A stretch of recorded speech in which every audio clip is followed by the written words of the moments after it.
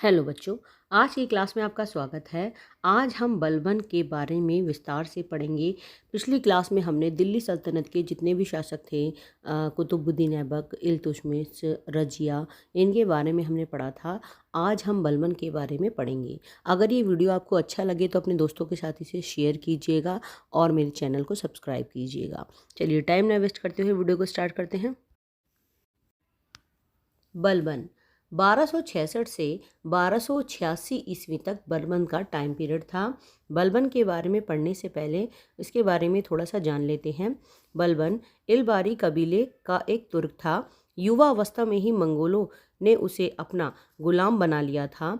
बसरा के एक ख्वाजा जमालुद्दीन को उसे बेच दिया था। जमालुद्दीन ने उसे पढ़ाया व उसे इल्तुतमिश के हाथों 1232 में बेच दिया। इल्तुतमिश उसकी योग्यता से बहुत प्रभावित हुआ था, इसलिए उसने जो 40 अमीरों का एक दल बनाया था उसमें उसे शामिल कर लिया। रजिया के शासनकाल में भी बैरम शाह को अमीर ए शिकार का पद मिला हुआ था। रजिया के पतन के बाद बैरम शाह ने भी इसे रेवाड़ी की जागीर प्रदान कर दी थी और इसे नयाब ए मुमालिक की उपाधि प्रदान की थी। 1246 ईस्वी में इल्तुतमिश के छोटे पुत्र नसीरुद्दीन महमूद के सुल्तान बनने पर बलबन की शीघ्र ही उन्नति हुई। नसीरुद्दीन अत्यंत साधारण योग्यता का स्वामी था। उसने संपूर्ण जिम्मेदारी बलबन को ही सौंप दी थी। जब वह सिंहासन पर बैठा था तो उसने बलबन से कहा था कि मेरे शासनतंत्र तुम्हारे हाथों में सौंप दिया है। कोई ऐसा कार्य मत करना जिससे मुझे और तुम्हें खुदा के सामने लज्जित होना पड़े। 1249 ईस्वी में बलबन को अमीरों का प्रधान बना दिया गया और उसे उलुग खां की उपाधि प्रदान की गई। धीरे धीरे बलबन की शक्ति बढ़ती गई। सुल्तान नसरुद्दीन, जो बलबन का दामाद भी था, के कोई पुत्र न होने के कारण 1265 में या 1266 में नसरुद्दीन की मृत्यु होने के बाद दिल्ली का सुल्तान बलबन को बना दिया गया।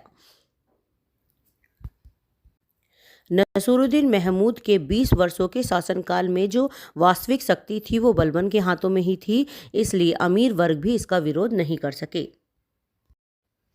और बलबन को दिल्ली का राज सिंहासन मिल गया। अब चलिए बलबन के बारे में पढ़ते हैं। बलबन मंगोलों का गुलाम था। बलबन इल्तुतमिश द्वारा गठित 40 अमीरों के दल में सम्मिलित था। बलबन को रजिया ने अमीर ए शिकार नियुक्त किया था। बहरम शाह के शासनकाल में बलबन रेवाड़ी का जागीरदार था। बहरम शाह ने बलबन को नयाब ए मुमालिक की उपाधि प्रदान की। क्वेश्चन आता है कि नयाब ए मुमालिक किसके टाइम पे बलबन रहा था, तो बैरम शाह ने उसे ये उपाधि प्रदान की थी। इल्तुतमिश के पुत्र नसीरुद्दीन महमूद ने बलबन को उलुग खां की उपाधि दी थी। बलबन ने अपनी पुत्री का विवाह नसीरुद्दीन महमूद से किया। क्योंकि ये नसीरुद्दीन महमूद का दामाद भी था, इसलिए इसने इसे उलुग खां की उपाधि प्रदान की थी और जो 20 वर्षों के शासनकाल में जो वास्तविक शक्ति थी वो बलबन के हाथों में ही थी और नसीरुद्दीन नाम मात्र का ही शासक था। नसीरुद्दीन की मृत्यु के बाद बलबन दिल्ली सल्तनत का शासक बना।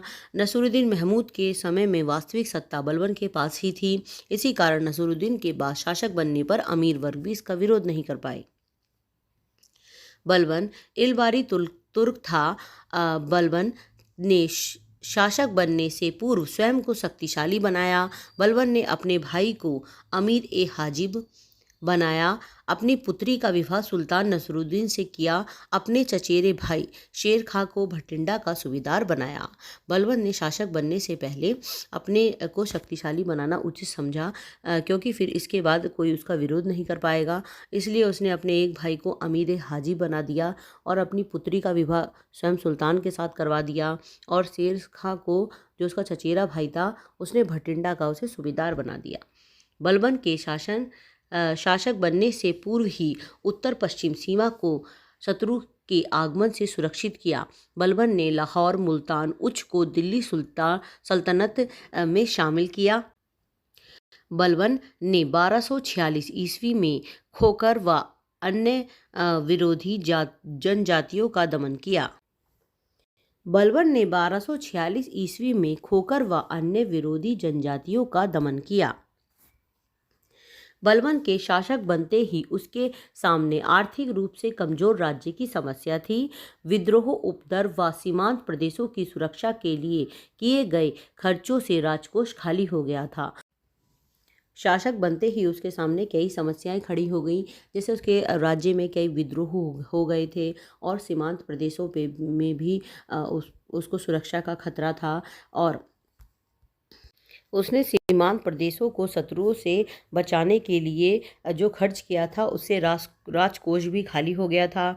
राज्य को शक्तिशाली बनाने के लिए सैन्य बल को भी बनाए रखना आवश्यक था, जिसके लिए धन की जरूरत थी। इसी कारण बलबन ने सभी अनावश्यक खर्चों पर प्रतिबंध लगा दिया। बलबन के सामने शासक बनते ही 40 अमीर वर्ग भी समस्या के रूप में आया। इल्तुतमिश के समय चहलगानी दल शासन के मामले में हस्तक्षेप करता था।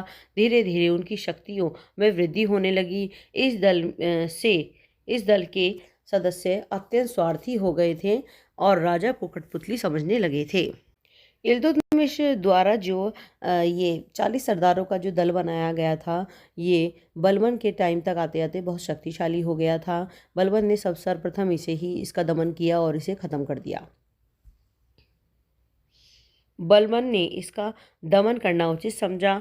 बलबन ने इन्हें साधारण अपराधों के लिए कठोर दंड दिए और सरदारों को विष देकर भी मरवाया गया। इस प्रकार कठोर व बर्बर तरीकों से बलबन ने चालीसा समूह का अंत किया। राजपूतों की बढ़ती हुई शक्ति भी बलबन के लिए एक समस्या थी। राजपूत शासक स्वयं को शक्तिशाली कर रहे थे और तुर्कों को भारत से निष्कासित करने के लिए दृढ़ संकल्प थे। बलबन ने राजपूत बुंदेलखंड व बघेल राज्य की शक्ति को दबाकर तुर्कों के अस्तित्व को पुनः स्थापित किया। बलबन ने सभी समस्याओं से निपटने व विरोधियों के दमन के लिए रक्त व लोह की नीति अपनाई। लेनपूल ने भी लिखा है कि तुर्की सरदारों की महत्वाकांक्षाओं हिंदुओं का विरोध करने के लिए तत्पर रहना, मेवातियों का दिल्ली पर हमला करना, भिस्तियों व कन्याओं से लूटपाट व सीमांत पर मंगोल के आक्रमण के मंडराते संकट ने बलबन को कठोर व सचेत नीति पालन करने के लिए विवश किया। जो ये लौह रक्त की नीति थी, बलबन ने जिसने भी बलबन का विरोध किया, इसने उसे कठोरता से इस नीति का पालन करा और उसके सर कलम कर दिए, जिससे कि लोगों में एक भय उत्पन्न हो गया और लोगों ने इसकी सत्ता को मानना ही उचित समझा। शत्रुओं को कुचल कर अपने साम्राज्य की रक्षा करना रक्त व लौह नीति के अंतर्गत आता है। बलबन दिल्ली सल्तनत का पहला शासक था जिसने राजस्व सिद्धांत प्रतिपादित कर सुल्तान के पद को सर्वोच्च बनाया। नसरुद्दीन महमूद के समय सुल्तान की प्रतिष्ठा में कमी आ गई थी।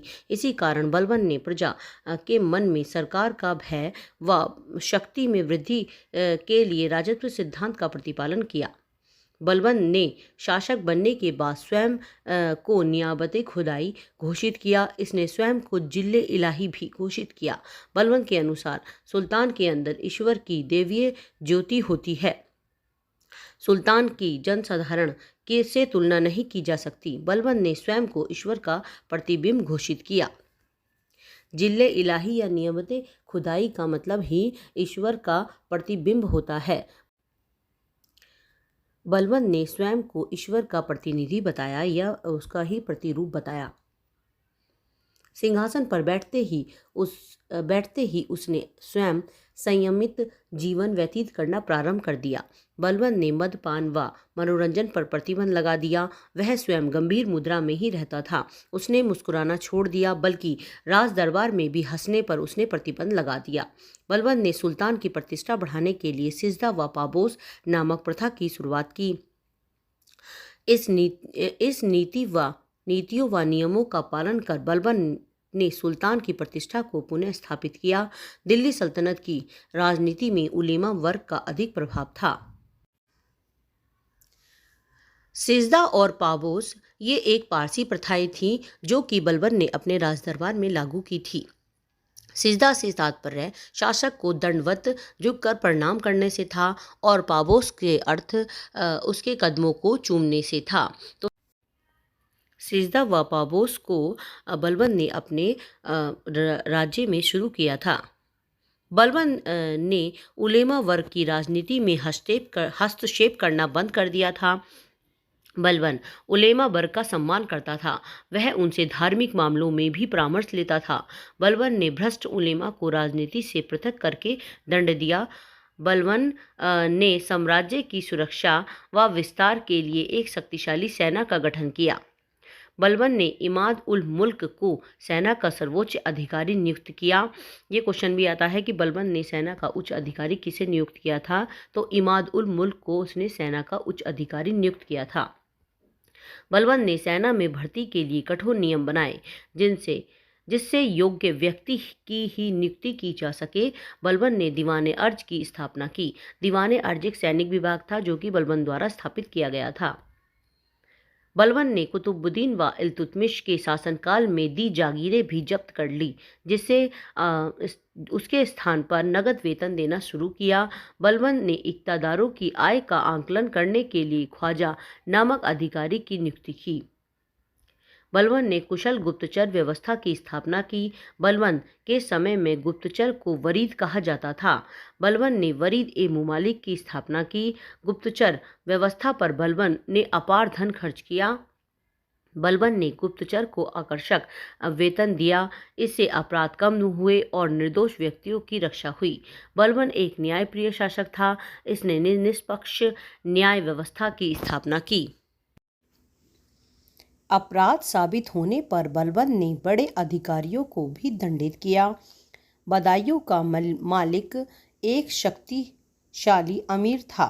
इसने एक गुलाम को कोड़ों से पिटवा कर मरवा डाला, तो बलबन ने उसके साथ वैसा ही व्यवहार किया। कठोर दंड व्यवस्था होने से अपराध कम हुए।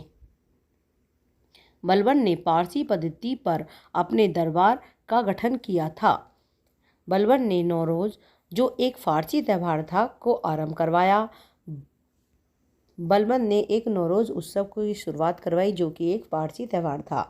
इसने अपने दरबार का गठन भी पारसी पद्धति पे किया था।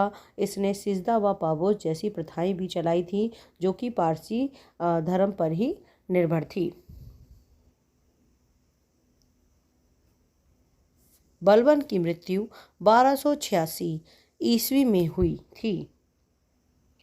इसकी मृत्यु के बाद 40 दिनों तक दरबार में शोक मनाया गया।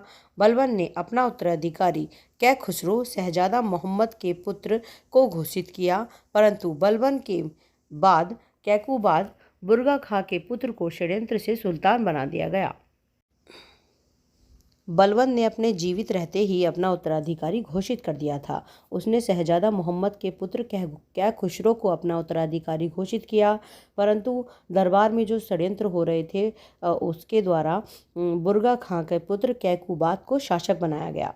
कैकुबाद के गद्दी पर बैठने के समय उसकी आयु 17 वर्ष थी। कैकुबाद के समय निजामुद्दीन ने शासन संभाला। निजामुद्दीन की हत्या कैकुबाद ने करा दी। जब कैकुबाद गद्दी पर बैठा था तो जो शासन की असली बागडोर थी वो निजामुद्दीन के हाथों में थी। यही सारा शासन का प्रबंध देखता था, परंतु कैकुबाद ने इसकी हत्या करवा दी और शासन की बागडोर अपने हाथों में ले ली। इसकी हत्या के बाद फिरोज खिलजी को कैकुबाद की सेना का प्रधान अरीस-ए-मुमालिक बनाया और शाइस्ता खां की उपाधि दी। कैकुबाद ने फिरोज खिलजी, जो उस समय पंजाब का गवर्नर था, उसको बुलाकर सेना का प्रधान अधिकारी बनाया और उसे शाइस्ता खां की उपाधि भी दी। कैकुबाद के लकवा नामक रोग से ग्रसित हो जाने पर तुर्क सरदारों ने क्यूमर्स को शासक बनाया। कैकुबाद के लकवा नामक रोग से ग्रसित हो जाने पर तुर्क सरदारों ने क्यूमर्स को शासक बनाया। फिरोज 1290 में क्यूमर्स की हत्या कर स्वयं शासक बन बैठा। इस प्रकार दिल्ली में गुलाम वंश का अंत हुआ और एक नए राजवंश खिलजी राजवंश की शुरुआत हुई। क्यूमर्स की मृत्यु के बाद दिल्ली से गुलाम वंश का अंत हो गया और एक नए राजवंश की शुरुआत हुई, जिसे खिलजी राजवंश कहा जाएगा, और इसकी नींव फिरोज खिलजी ने रखी, जो कि अलाउद्दीन का चाचा था। अब नेक्स्ट वीडियो में हम खिलजी राजवंश के बारे में पढ़ेंगे। अगर ये वीडियो आपको अच्छा लगे तो अपने दोस्तों के साथ इसे शेयर कीजिए और मेरे चैनल को सब्सक्राइब कीजिए। Thank you.